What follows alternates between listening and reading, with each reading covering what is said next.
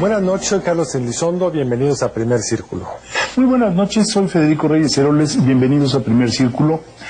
En las últimas 3-4 décadas nuestro país ha venido construyendo instituciones.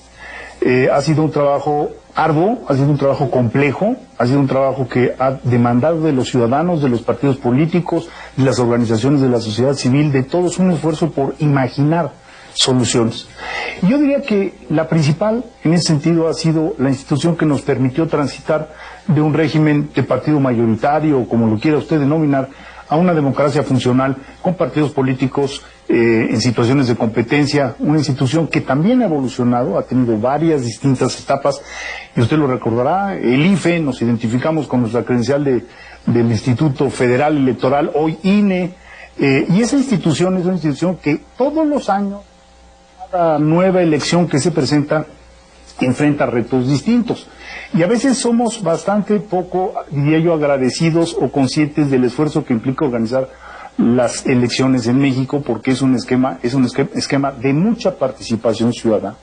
Y es por eso que hemos invitado al presidente del Consejo del Instituto Nacional Electoral, a Lorenzo Córdoba, para saber cómo ve el escenario, cuáles son estos nuevos retos que se le presentan al Instituto Nacional Electoral. Lorenzo, muy buenas noches. Federico, Carlos, no, hombre, encantado de estar con ustedes de nueva cuenta. Lorenzo, gracias por venir. Y empecemos, ¿por quién se hubiera podido imaginar hace 20 años que podía ganar la presidencia del país alguien cuyo objetivo central era defenestrar, sacar, insultar a quienes tenían el poder, en sus palabras, la mafia del poder, y que ganó una elección sin una marcha, sin un cuestionamiento, sin que nos enteráramos que estaban organizando una elección, que cuando el árbitro no se ve, es que el árbitro estuvo muy bien en el partido. Y ahora nos amanecemos, Lorenzo, con la idea de que hay que abaratar al INE o incluso desaparecerlo. Hay una propuesta de reforma electoral pues muy, digamos, extrema. La primera reforma electoral que se hace porque el que ganó quiere cambiar las reglas. Todas las reformas electorales previas que habíamos hecho era porque el que perdió exigió nuevas reglas. Pero me gustaría un poco entender cómo se sienten ustedes frente a este enorme reto que podría ser de sobrevivencia misma del instituto.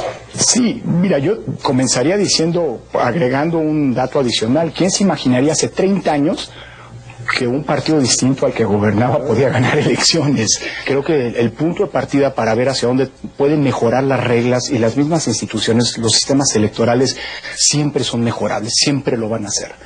Es partir del hecho de dónde estamos y analizar dónde estamos. Porque 30 años después, lo que tenemos en los últimos 5 años, de 2015 a 2019, pues es el periodo con mayor alternancias, cambios de ganadores en las elecciones, sin mayores sobresaltos en todos los niveles, a nivel municipal, diputaciones locales, gubernaturas. De 35 gubernaturas ha habido alternancia en 23 casos, el 66%. Y por un lado. Y por otro lado, bueno, pues hemos pasado 2 elecciones, 2 ciclos electorales, 2018-2019, sin que haya habido prácticamente una queja postelectoral, un problema de estos que hace apenas unos lustros pues eran el libreto de después de cada elección, para poder preguntarnos qué es lo que hay que mejorarle a un sistema que esencialmente funciona. Que por cierto, las elecciones del 2018, lo digo con mucho orgullo, no como presidente del INE, como mexicano, porque creo que esto es un trabajo conjunto, como decía Federico. Las elecciones del 2018 son un punto de referencia a nivel internacional, por lo menos en 4 temas. Lo que tiene que ver con organizar, la capacidad de organizar elecciones con una enorme movilización ciudadana en un contexto de complejidad y de inseguridad como el que vive México. Segundo, el que México haya logrado constituirse en un modelo de combate a la desinformación y las noticias falsas completamente distinto al francés, por ejemplo, que criminaliza la emisión de fake news, y en cambio en México pues combatimos la desinformación con información y somos un paradigma en este sentido a nivel global. En tercer lugar, pues el haber logrado no solamente el principio de paridad en las candidaturas, sino en los hechos, en los órganos representativos, y finalmente el modelo de fiscalización, que es un modelo que nos permite hoy auditar a los partidos en México en sus cuentas como no se hace en ningún otro lugar del mundo. Si eso funciona, ¿Para qué cambiarlo? Parecería que la única pregunta detrás de las propuestas de reforma electoral, que hay que decir, no son, después de 2 semanas tenemos claridad que no son de Morena, ni son del presidente. Ellos mismos dijeron que no tienen una intencionalidad de cambios en el sistema electoral. Son, sí, casi todas ellas de diputados o legisladores, en todo caso, de ese partido. Parecería que la única palabra de orden es abaratar las elecciones. En efecto, el sistema electoral cuesta mucho porque ha costado mucho revertir la desconfianza de los propios partidos políticos. Y sin lugar a dudas, creo que vale la pena ver qué cosas pueden irse revisando, qué reglas de esta hiperregulación que tenemos se puede ir reduciendo para que el sistema cueste menos. Nadie está peleado con eso. El problema es que estas iniciativas traen intrínseca, desde mi punto de vista, 3 riesgos. Tocan 3 cosas que me parece que son las conquistas que deberían estar blindadas. Sí. La autonomía de los órganos electorales. 2, la certeza en torno a las elecciones y las condiciones de competencia. Y 3, las características de la representación política que hoy nos permite que una sociedad plural, bien distinta de esa sociedad hegemónica, monocolor, ¿no?, esté presente en donde se toman las decisiones. Si eso no se toca, bienvenida una reforma electoral, planteamos. Pero a mí me da la impresión también de que cuando hablamos del INE no nos damos cuenta de todas las actividades que en paralelo a las elecciones realiza el INE. Es decir, yo hablaba de la credencial, pero la credencial en realidad no tendría por qué estar en el Instituto Nacional Electoral. Podría haber otra institución que acreditara a la ciudadanía, con lo cual se descargaría el Instituto Nacional Electoral. Lo que pasa es que se ha hecho un buen trabajo y entonces si está trabajando, si está funcionando, ¿para qué cambiarlo, no? Exacto. Después, por ejemplo, hay todo lo que tiene que ver con la capacitación de los ciudadanos que se van a acercar a las urnas el día de la elección, que es un trabajo infinito, en tanto que a los próximos 3 años serán distintos ciudadanos, por lo menos en una proporción bastante alta. Es decir, la gente no se imagina todo lo que ocurre en el Instituto Nacional Electoral en años donde hay elecciones federales. Por ejemplo, incluso el presupuesto brinca pues como 60%, algo así, de un año. 60% más, claro. Porque son realmente muchísimas actividades en un país muy grande, muy disperso todavía en algunas zonas, y yo creo que eso hay que hablarlo, hay que explicarlo a la ciudadanía. Totalmente, yo creo que ese es el punto de partida, porque se dice, primero, con una falacia, por cierto, que las elecciones en México son las más caras del mundo, y eso no es así. No es cierto que sean las más caras del mundo, y en todo caso, tampoco son baratas, nada más faltaba. Pero creo que en buena medida el costo del sistema electoral responde a muchas de esas actividades. ¿Por qué no nos cuentas cuánto cuestan y cuánto cuestan las partes? Totalmente. Mira, en un año ordinario, olvídate si hay elecciones o no. Bueno, en este año tuvimos 6 elecciones. O sea, a mí me preguntan, oye, ¿qué hace el INE cuando no hay elecciones? Les digo, todavía no sé, porque desde que se convirtió el INE ha habido elecciones todos los años. Pero, digamos, en donde no hay elecciones federales, cuando no hay elecciones federales, casi el 40% del presupuesto del INE es para que tengamos un mecanismo de identidad y, por cierto, se resguarde, se depure y se garantice, digamos, la seguridad de los datos personales de casi 90 millones de mexicanas y mexicanos que se han registrado ante el padrón electoral. Y, por cierto, no tenemos cédula, pero hoy es mucho más fácil y más barato que el INE se haga cargo de registrar a los menores de edad a construir de nuevo, desde cero, un aparato, digámoslo así, de Este aparato solo tiene un problema, creo yo, que es que la cédula de identidad no se debe compartir con los partidos políticos. Sí, con un dato, Carlos. Desde hace 4 años, desde 2015, a los partidos, porque lo establece la ley, les permitimos el acceso a la base de datos, pero ya no se pueden llevar ni un solo dato. Por eso esos padrones que de vez en cuando todavía aparecen son viejos. Pero aún hay mucho dato personal. Yo estoy totalmente de acuerdo que ya no se pueden llevar. Ese es el gran punto. Lo pueden anotar todavía.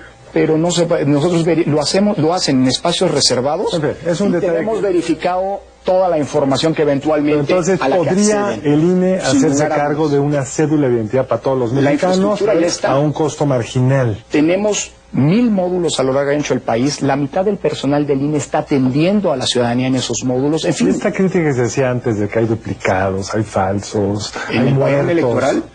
padrón electoral, hoy tenemos un padrón electoral con casi el 99% de cobertura de mayores de 18 años, que es altísimo a nivel mundial, y sin ningún duplicado y ahora estamos trabajando con la Secretaría de Gobernación para que las actas de defunción impliquen una actualización muy rápida y una depuración del... Y tiene datos biométricos. Claro, no solo. Gracias a esos datos biométricos, dactilares y faciales, hoy estamos permitiendo combatir el robo de identidad con el sistema bancario, con el sistema sendario. Estamos identificando, en 2 años y medio hemos identificado más de 12,000 cadáveres desconocidos gracias a la biometría. Es decir, es un insumo... es un bien público. Es un bien público. 40% de tu gasto es eso. 4 de cada 10 pesos es para eso. Además tenemos que monitorear a la radio y la televisión, que es el único órgano electoral del mundo que monitorea todas las estaciones de radio y televisión abierta y cerrada que se transmiten en el país. Y gracias a ese monitoreo que estuvo pensado originalmente para fines electorales, para garantizar la equidad en la competencia, para que los spots de los partidos se verificara que efectivamente se transmiten, etcétera. Gracias a ese monitoreo, hoy gratuitamente estamos brindándole ese servicio a la Secretaría de Gobernación mediante un convenio, cuando antes se pagaba. Es decir, ¿un servicio de qué? Un servicio de monitoreo del ARTC. RTC transmite o emite también promocionales de los entes públicos. Bueno, pues gracias al INE hoy se está verificando eso. ¿Por qué lo tiene el INE y no el Instituto Federal de Telecomunicaciones? Pues es otra historia. Nació por otro ¿Qué porcentaje de tu gasto es eso? Llevamos 40. Estamos hablando de cerca de 500, 600 millones de pesos al año, de un presupuesto anual de gasto de operación de cerca de 10,000 millones de pesos. Estamos hablando de un 5%. Luego, tenemos que monitorear a los partidos, haya o no elecciones, tanto a nivel federal como a nivel local. Estás hablando de un gasto de cerca de otro 5%. En fin, hay un montón de atribuciones. Está el costo de los partidos, que normalmente te lo cargamos a ti. Te lo cargamos sobre el tema. 4,000, sí, son 4,400 millones de pesos que no son del INE. El INE solamente los recibe. Pero fíjate, ya tienes tus dos grupos. Entre la credencial del elector y el presupuesto de los partidos políticos está el 75% del presupuesto del... Lo de los partidos se cuenta normalmente aparte, Federico, porque si le sumas, cosa que no debería hacerse, el presupuesto de los partidos al INE, porque ese es dinero de los partidos, llegamos a un presupuesto del orden de 15,000 millones de pesos. En todo caso, es un monto muy importante, y creo que es interesante decir esto. Se puede abaratar eso que gastamos sin mermar ni la calidad de los servicios, ni la certidumbre, ni la autonomía, sin duda. Hemos puesto en los foros que se hicieron hace unos días en la Cámara de Diputados solamente 2 iniciativas, 2 propuestas sobre la mesa que implicarían un abaratamiento muy grande del costo del sistema electoral. Primero, ¿por qué no transitamos hacia la urna electrónica? Claro. Que nos implicaría solamente durante las elecciones federales, solo las federales, ahorros de cerca de 4,500 millones de pesos. Que es el costo de tener que hacer trabajo de campo, visitar a la gente, contratar un montón de gente. Aquí las elecciones, ¿sí? Capacitar, las elecciones se hacen, imprimir boletas en papel seguridad, etcétera, etcétera. Con una ventaja: esas urnas podrían usarse para las elecciones, pero también para las elecciones de sindicatos, también para las elecciones internas de partidos políticos. Ahí vienen, ya se reformó la ley. Nos abarata todo. Nos abarata todo. Ahora hay una consecuencia cultural de la cual no nos percatamos, pero tú me corriges. Cada 3 años hay alrededor de 1 millón y fracción de ciudadanos que se levantan, pero para llegar a ese millón tienes que, digamos, rastrear y buscar y capacitar a un 150%, ¿no? 12 millones. El año pasado, el trabajo de campo en las elecciones federales de 2018 implicó visitar a 12 millones de ciudadanas y ciudadanos sorteados en sus domicilios. Eso es carísimo. Carísimo. Cuando necesitamos 1,400,000 como funcionarios de las casillas. Ahora, ¿a dónde voy con todo esto? Ahí también hay una formación de ciudadanía. Es decir, nosotros, los mexicanos, estamos ciertos de que a alguien en la cuadra le va a tocar ser funcionario. Casi todos hemos pasado. Casi todos hemos pasado por ahí y todos nos hemos tenido que poner a machetear cómo debe de ser la jornada electoral. Es decir, no sería explicable la ciudadanía de hoy si no es en buena medida también por ese paso. Contando votos. Sí, eso también es cierto, Por eso lo que implica eventualmente ir a la urna electrónica también es un cambio de paradigma. Yo tengo mis dudas de eso. Hay países, hay países que han dado marcha atrás, pero también hay países en los que les ha funcionado muy bien, que no son poco desconfiados, como Brasil o la India. Sí. Yo lo que digo es, miren... Dije mis dudas, no estoy en contra, hay que aterrizarlo bien. Sin porque duda. En un régimen de desconfianza. Sin duda. Pero el punto que creo que hay que subrayar, eso no es decisión tuya. No. La ley con mucha claridad dice cómo deben ser las urnas. Así es. Si el legislador te cambia las urnas, no atenta contra estos, si lo hacen bien, estos tres principios que tú decías. Así es. Autonomía, certidumbre y representación de la pluralidad política. Hay otro dato que pusimos sobre la mesa, hablados de financiamiento. Todo el mundo habla del costo del financiamiento público a los partidos en el ámbito federal. Sí. Estamos hablando de más de 4,000 millones, pero se olvidan que en el ámbito local se les da otro tanto. Pero nos vamos a Y detener ahí acá es mucho más fácil. porque el avanzar. tiempo siempre es Tirano. muy tirano, un gran tirano. Regresamos en un momento más aquí con Lorenzo Córdoba sobre el INE, lo que hace, lo que le piden que haga.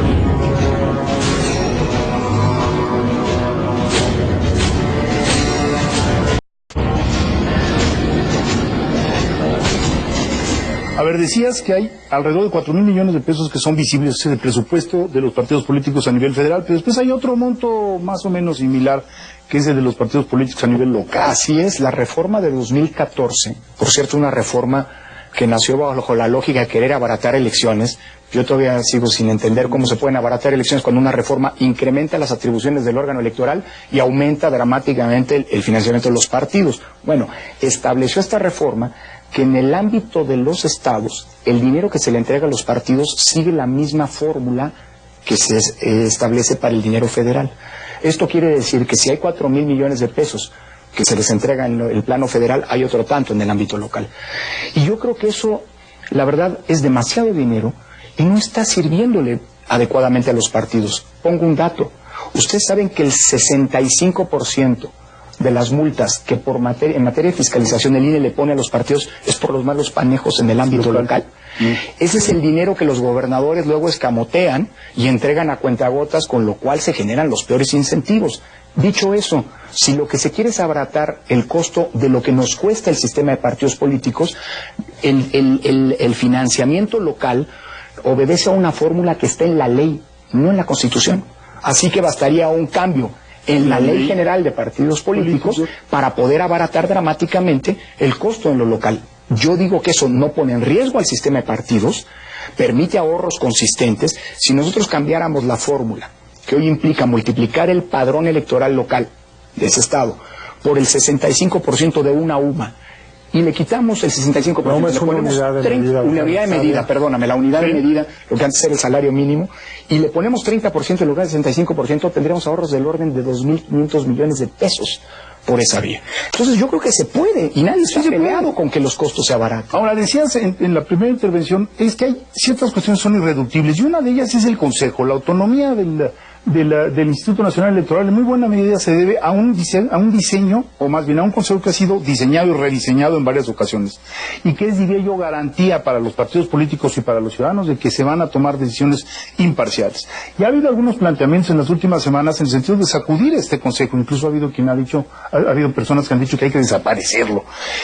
A mí me gustaría saber tu reacción, porque yo no veo además cómo se va a sustituir ese consejo. Mira, yo creo que, por cierto, justamente ahora estamos celebrando 25 años de aquella reforma en 1994 que en un año crítico apostó por ciudadanizar ese consejo, el máximo órgano de dirección del IFE. Entonces, y como tú has dicho, ha tenido muchas reformas. Se puede mejorar el mecanismo de selección, sin lugar a dudas, los procedimientos de designación, sin duda.